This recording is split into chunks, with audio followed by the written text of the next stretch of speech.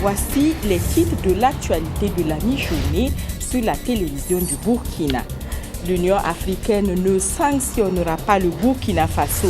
L'UA encourage au contraire les Burkinabés à trouver ensemble la meilleure formule pour sortir de cette crise que le pays traverse. Et puis, en termes de formule pour sortir de la transition, l'avant-projet de charte adopté hier a été remis au président de la transition. Il prévoit 3 organes, dont un gouvernement resserré de 25 membres. Merci d'être fidèle au 13h15 de votre chaîne nationale et bon appétit à vous qui nous suivez à table. Le président mauritanien est à Ouagadougou. Président en exercice de l'Union africaine, Mohamed Ould Abdelaziz est venu encourager les Burkinabés à trouver ensemble la meilleure solution pour sortir le Burkina Faso de la crise qu'il traverse. Et de l'avis du président mauritanien, l'UA ne sanctionnera pas le Burkina. Plus de précisions avec Aboubakar Sagnon. C'est la première visite du président en exercice de l'Union africaine au Burkina Faso depuis le début de la transition. Mohamed Ould Abdelaziz a été accueilli par le lieutenant-colonel Yacouba Isaac Zida. Le président mauritanien a reçu les honneurs militaires dus à son rang avant de s'entretenir avec le chef de l'État burkinabé dans le salon d'honneur de l'aéroport international de Ouagadougou. L'Union africaine, selon son président, ne va pas sanctionner le Burkina Faso pour l'insurrection populaire qui a conduit au départ du président Compaoré, à l'arrivée de l'armée au pouvoir et au pourparlers en cours pour une transition civile. L'Union africaine n'est pas venue pour sanctionner le Burkina, ils sont venus pour participer à la solution. Et la solution viendra des Burkinabés eux-mêmes. Donc l'Union africaine est là pour les accompagner. Ils ont déjà fait l'essentiel pour davantage de démocratie dans leur pays. Nous ne pouvons que les encourager, que les féliciter à continuer et à terminer le reste du travail dans la tranquillité, la sécurité et la paix sociale. Nous regrettons au niveau de l'Union africaine ce qui s'est passé, les morts, les pertes humaines, nous les regrettons. Au nom de son institution, Mohamed Ould Abdelaziz a présenté ses condoléances aux familles des Burkinabés tombés lors des événements des 30 et 31 octobre. Il a également souhaité un prompt rétablissement aux blessés. À ce sujet, toutes les composantes de la société burkinabé travaillent à compléter la Constitution. Tous ont adopté dans ce sens l'avant-projet de charte devant servir de boussole à la transition politique. Cet avant-projet de charte prévoit 3 organes pour conduire le pays les 12 prochains mois. Le point avec Simon Gongo et Frédéric Etienne Bassenga. Les mains levées à l'unanimité pour approuver leur charte pour une transition politique, démocratique, civile et apaisée au Burkina Faso. En conclave depuis 48 heures, partis politiques, sociétés civiles et autorités religieuses ont examiné et retenu chaque article par consensus, après parfois des débats houleux. Dans ce projet de charte qui comprend 24 articles, les 3 organes qui vont assurer la transition sont définis. Il y a le président de la transition qui sera choisi par un collège de désignation composé de 15 militaires, 15 politiques et 15 membres de la société civile. Ensuite, nous avons un gouvernement dans lequel nous avons dit que ce gouvernement ne devrait pas, outre le Premier ministre, dépasser 25 portefeuilles. Cela pour tenir compte de la nécessité d'aller vite, parce que dans le cadre de la transition, on ne peut pas réorganiser les ministères, ça va nous faire perdre du temps. Et le gouvernement exerce les prérogatives qui sont celles d'un gouvernement tel que prévu par la Constitution. Et nous disons que les membres du gouvernement doivent avoir des qualités de compétence, être de bonne moralité et avoir la majorité civile. Le 3e organe, c'est l'organe législatif, l'Assemblée nationale de transition. Et cette Assemblée nationale de transition est composée de 90 membres dans lesquels il y a une répartition qui a été faite entre les partis politiques affiliés au CEPOP, 40 membres, la société civile, 30 membres, les forces armées, 10 membres, et les autres partis, 10 membres. C'est ainsi que l'ex-majorité entrera au Parlement de transition à travers une représentation qui lui permettra d'avoir un groupe parlementaire et pourra participer. C'est ça, c'est à ce niveau que l'inclusion pourrait être faite. Contrairement à l'avant-projet de charte, ces députés qui seront choisis pourront prendre part aux prochaines élections, mais les ministres et le président de la transition n'y prendront pas part et cet article n'est pas révisable au cours de la transition. En plus de ces organes, ce projet de charte prévoit des commissions. Nous avons prévu une commission de réconciliation nationale et des réformes, parce que nous pensons qu'il est très important que l'on ait la vérité, la justice et la réconciliation, et que l'on ne promeuve pas l'impunité. Et il y a une commission constitutionnelle, une commission de réforme électorale, une commission des finances publiques et du respect du bien public, et une commission qui vous concerne, une commission de gestion des médias et de l'information. Ce projet de charte sera remis aujourd'hui même aux militaires et une plénière sera organisée très prochainement pour sortir une charte consensuelle devant présider à la transition politique au Burkina Faso. L'avant-projet de charte a effectivement été remis au président de la transition. Cet avant-projet de charte, vous l'avez suivi, a été adopté à l'unanimité. Quelques-uns de ceux qui ont participé à sa formulation se sont exprimés au micro, toujours de Simon Gongo et de Frédéric Etienne Bassenga.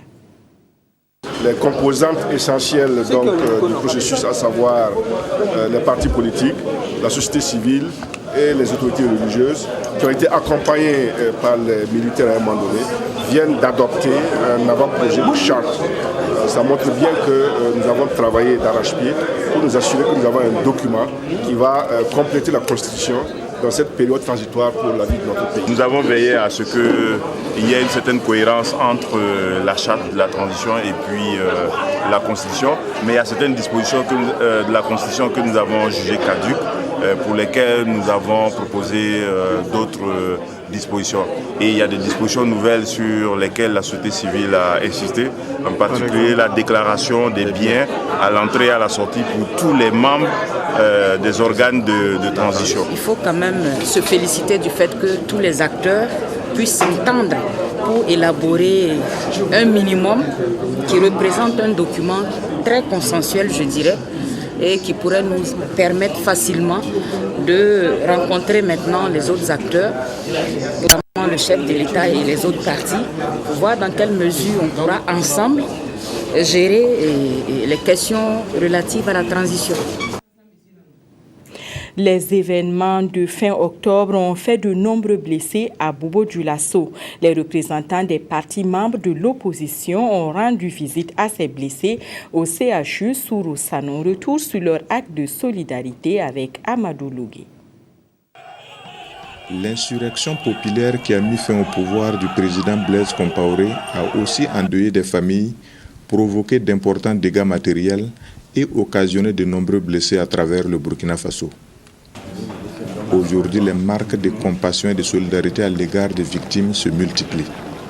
C'est le cas ici des partis politiques de l'opposition du Houé qui sont venus exprimer leur soutien et souhaiter prompt rétablissement aux blessés internés à l'hôpital Sourou-Sanon de Bobo-Dioulasso. Dès que l'incident est survenu, nous nous sommes mobilisés et nous leur avons apporté d'abord un premier soutien. Depuis lors, nous venons vraiment souvent dans l'anonymat auprès des parents pour apporter nos contributions. Et comme nous l'avons dit, les visites ne s'arrêtent pas jusqu'à ce que le dernier malade quitte cet hôpital. Nous serons toujours là à leur côté et même dans leur famille. C'est pour cela que nous avons cherché à localiser chez chacun d'eux que la famille sente vraiment que les partis d'opposition politique que nous sommes aux côtés de ces camarades-là et que nous allons les soutenir jusqu'à leur établissement total. Nous ne pouvons que les remercier du soutien. Le problème qui se pose avec les brûlures, c'est les séquelles. Parce que dans tous les cas, vous avez vu, même quand ils vont cicatriser, ces cicatrices-là ne vont pas disparaître. Et vu la localisation des brûlures aux membres, des articulations, Si on ne prend pas garde, ça peut effectivement laisser des séquelles comme des raideurs. Parmi les 5 jeunes encore hospitalisés ici, 3 sont des élèves. La délégation des partis politiques de l'opposition n'était pas seule au chevet des blessés. Le groupe de boulangerie Wen Konta de l'ouest du Burkina offre également aux patients une enveloppe de 250 000 francs CFA, somme qui servira à honorer les ordonnances médicales. Après le passage des manifestants, il ne reste plus grand-chose de l'usine centrale des huileries du Faso à Ouagadougou. Les bureaux et les infrastructures situées dans la zone industrielle de Kosodo ont été entièrement pillés et saccagés. Conséquence, plus de 300 personnes sont au chômage pour au moins 5 mois. C'est Sylvestre. Un silence des cimetières à l'usine Faso Huileries. Et c'est ainsi depuis le 31 octobre, date à laquelle les pilleurs sont passés par là, laissant derrière eux ruines et désolation. Des bureaux et salles de supervision, aux magasins de stockage, en passant par les ateliers de fabrication et de conditionnement, les cuves et même la mosquée. Tous les compartiments de l'entreprise ont été vidés de leur contenu, produits finis, matières premières et matériel informatique. Le matériel roulant non plus n'a pas été épargné. Des tricycles et voitures ont été emportés ou dépouillés de certaines pièces. Du coup, en termes d'investissement au niveau de l'usine, c'est un départ à zéro. C'est au niveau déjà technique que je maîtrise bien. En milliards, je crois que ça vaut.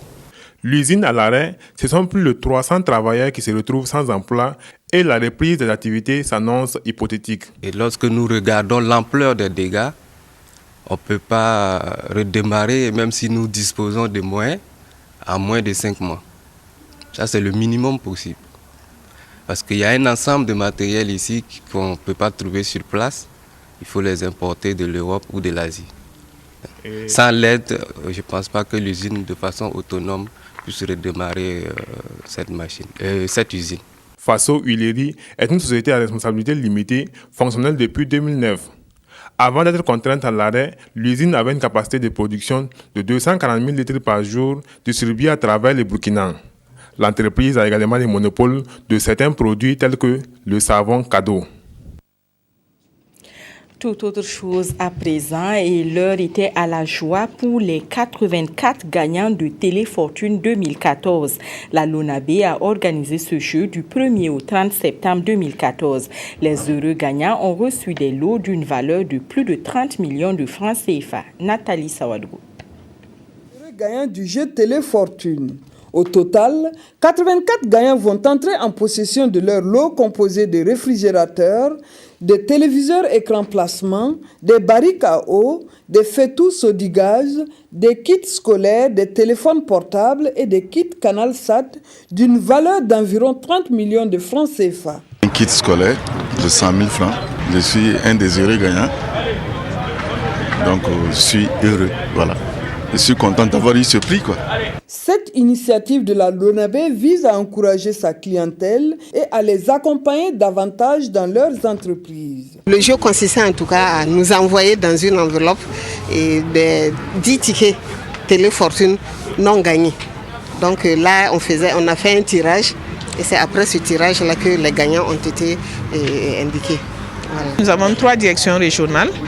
Le siège Ouaga, la DRC, où nous sommes actuellement, c'est la direction régionale du centre, il y a la direction régionale de l'ouest Bobo et la direction régionale de l'est comme siège Coupella. Au total, nous avons eu 496 lots répartis dans toutes ces régions. Et dans les 2 autres directions, ils ont pu remettre les lots. Et donc aujourd'hui, nous remettrons les lots un peu tardivement, mais c'est à raison des événements que nous avons enregistrés. La structure envisage relancer le jeu Téléfortune pour permettre aux amoureux du jeu instantané d'avoir plus de chance. Un mot de sécurité routière avant de refermer cette édition. Pour vous qui allez reprendre la route pour aller à l'école ou pour regagner votre lieu de travail, n'oubliez pas qu'il y a des conditions à remplir si vous voulez doubler un autre usager par la droite. On peut doubler par la droite si celui ou celle qui vous précède manifeste son intention de tourner à gauche, serre et vous laisse suffisamment de place pour passer sans gêner ceux qui sont à côté ou les mettre en difficulté. Il faut donc éviter de se déporter brusquement à gauche ou à droite. Ces comportements sont souvent à l'origine des nombreux accidents de la circulation que l'on voit de plus en plus au Burkina Faso. C'est tout pour l'édition de la mi-journée. Merci de l'avoir suivi. Bon après-midi à toutes et à tous.